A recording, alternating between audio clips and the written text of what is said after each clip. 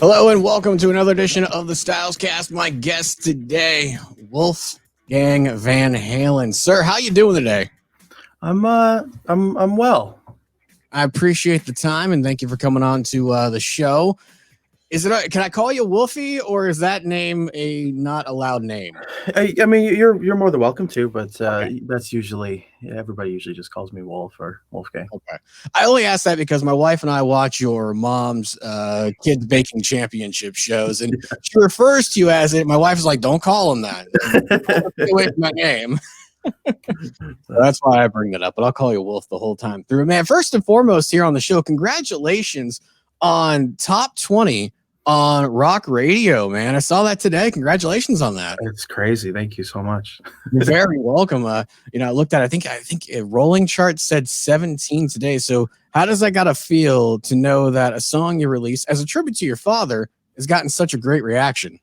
Oh, it's incredible. I never could have seen this coming. Yeah, I know some people would at least check it out, but I didn't think that people would resonate with it as much as they have. Like it's kind of incredible to see all the positive responses.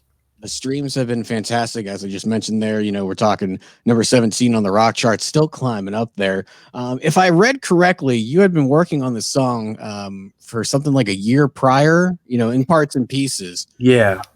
Did your dad ever get a chance to either read or hear an early version of the song? Oh yeah, he had definitely heard it. He loved it.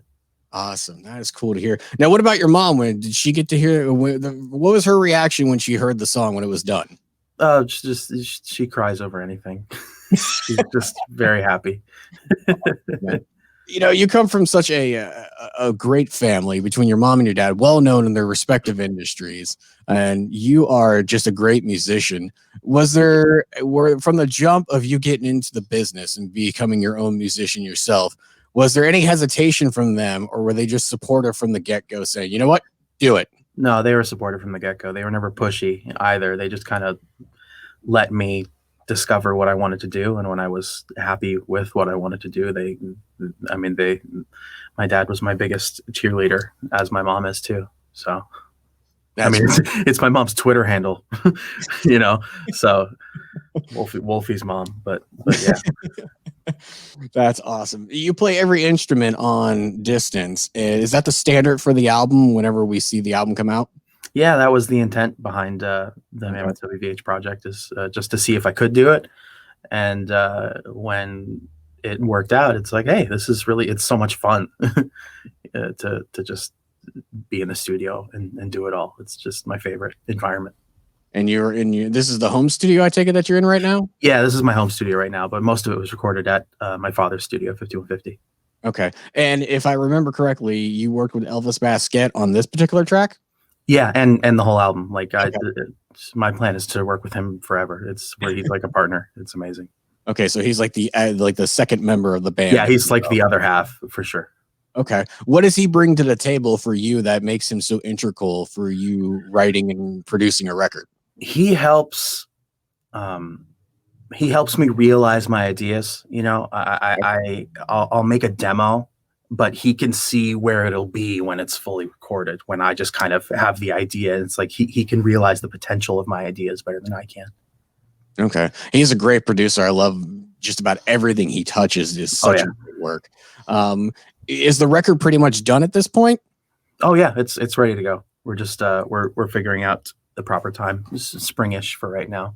Okay. Do you see yourself maybe tinkering with it before it comes out, or you're like, no, I don't want to touch it, it's done? Oh no, it's completely done.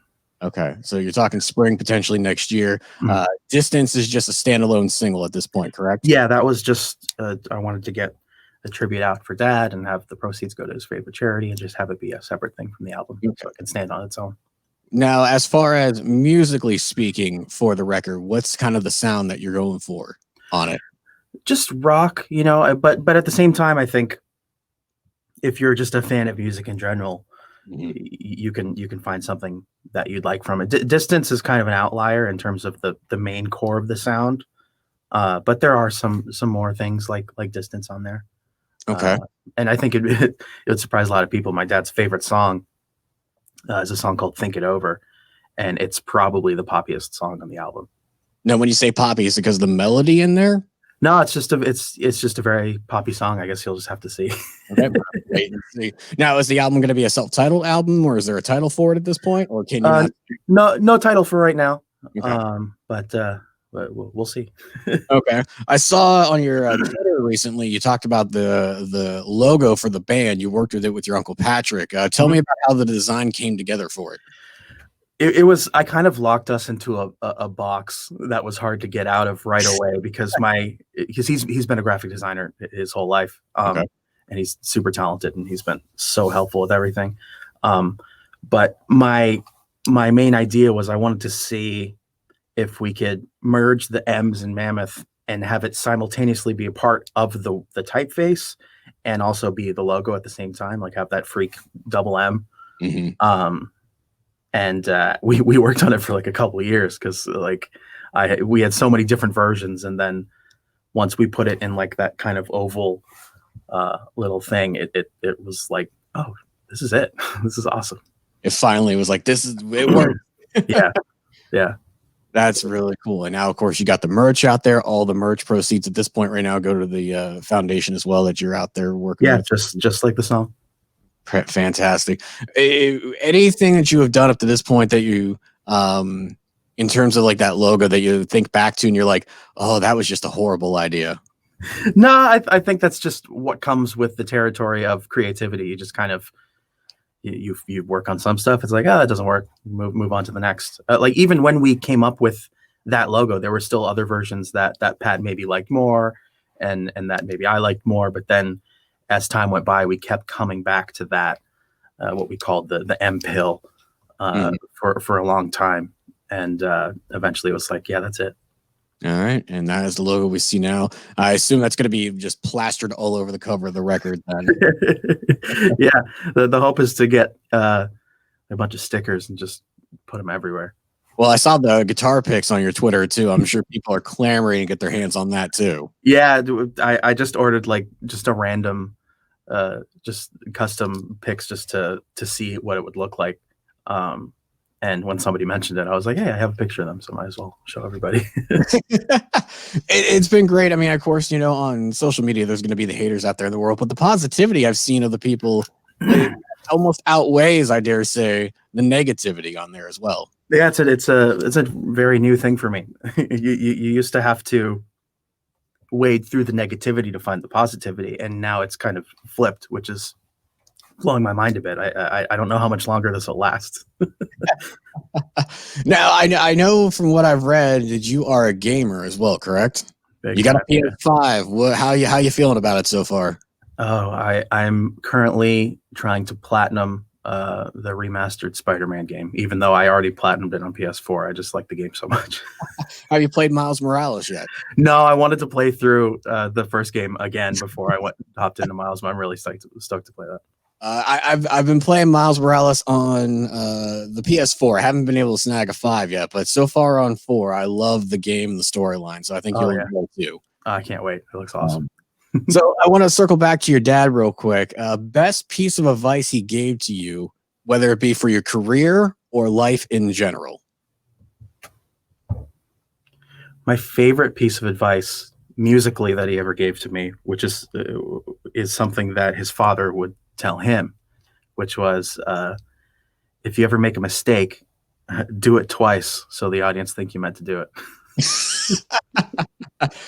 Did you ever have that happen to you on stage at any point in time while you were I'm sure that's happened at some point. I don't have a specific memory of that, but I'm sure maybe I tested that out a couple times.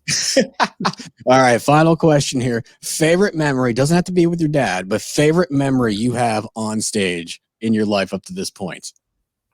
Oh man, I just think the very first Van Halen tour was really magical because everybody was just so excited to see the band back that it's like after we played our first song, whatever it was, the audience just couldn't handle it. They were just going so crazy. But probably my favorite show ever was probably our last show when we got to play the Hollywood Bowl because we always wanted to do that.